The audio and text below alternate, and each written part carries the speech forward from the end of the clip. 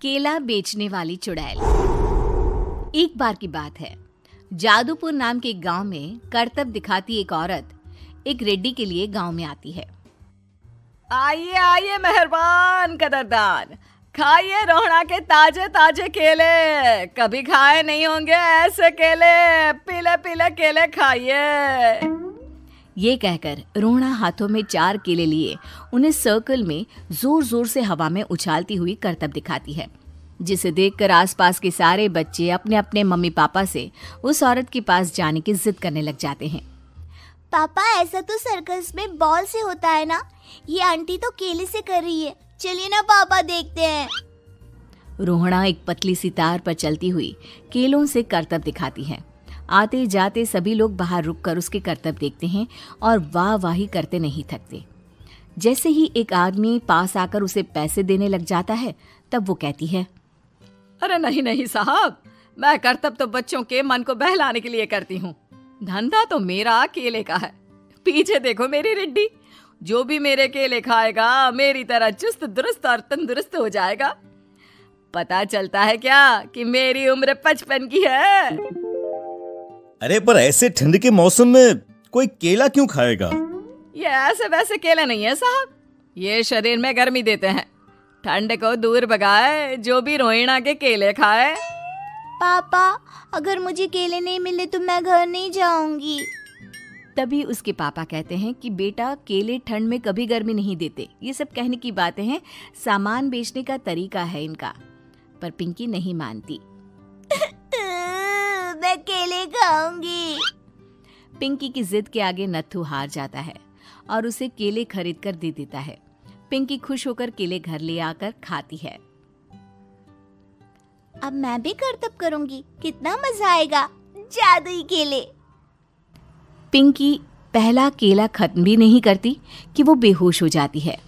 दूसरे केले से एक काला धुआं आता है और रोहड़ा चुड़ैल बनकर बाहर निकल आती है। मेरे भूतिया केले बच्चे न खाए, ऐसा हो ही नहीं सकता। जादूपुर वालों, कब तक बचोगे? आ गई हूं मैं रोहड़ा, जिसका कोई नहीं कर सकता सामना। रोहड़ा पिंकी को गोद में उठाकर काले धुएं में कहीं गायब हो जाती है। शाम के वक्त नत्थू घर लौटता है और पिंकी को घर में ना पाकर उसकी माँ से कहता है, माँ पिंकी कहाँ है? अरे बेटा, उसे तो तू सुबह करतब दिखाने ले गया था ना, फिर कहाँ वापस आए तुम दोनों?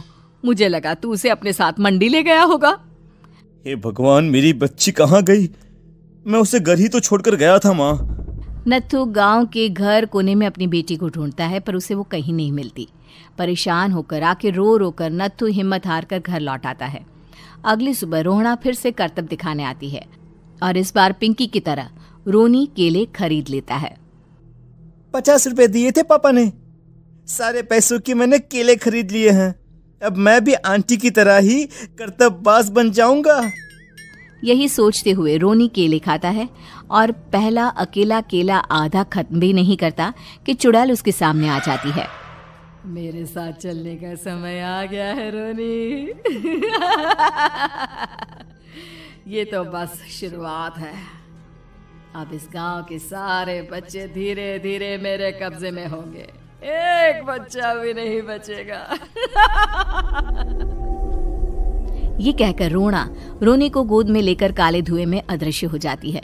इसके बाद हर रोज गांव में से कोई ना कोई बच्चा गायब होता, पर ऐसा क्यों हो रहा है किसी को भी समझ में नहीं आ पा रहा था। रोज की तरह अपनी बेटी पिंकी की तलाश में नत्थू गांव के एक तालाब के पास बैठा रो रहा था। कहाँ गई मेरी पिंकी?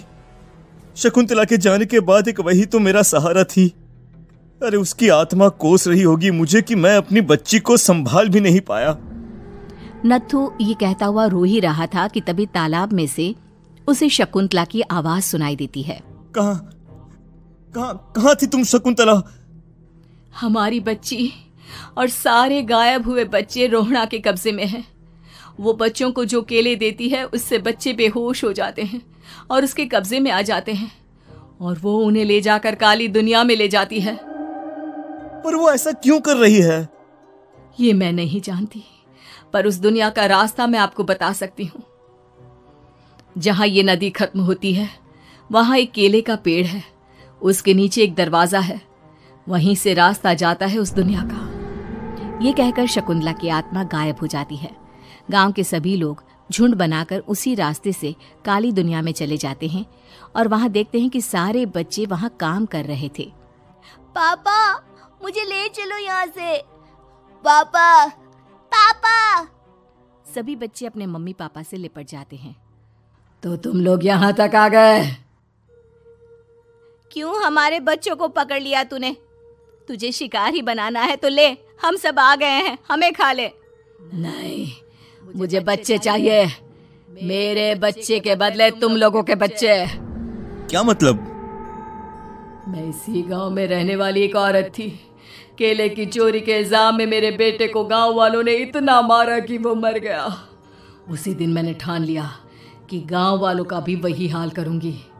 कुछ दिन बाद बेटे के चले जाने के दुख में मैं भी मर गई और मेरी भटकती आत्मा एक चुड़ैल बन गई। और फिर मैंने बदला लिया तुम सबके बच्चे छीनकर। बर्दाश्त नहीं कर पाए ना, सोचो मुझ पर क्या बीती होगी। हमें माफ कर दो रोना। पता नहीं ये किसकी गलती थी, पर हम सभी माफी मांगते हैं। हमारी खुशियां लौटा दो, तुम भी तो एक माँ हो। गांव वालों की बात सुनकर रोहना का मन पिघल जाता है और वो बच्चों को छोड़ देती है। उसके बाद काली दुनिया बच्चों के लिए जादुई दुनिया बन जाती है। अब कोई भी कभी भी वहां आ जा सकता था।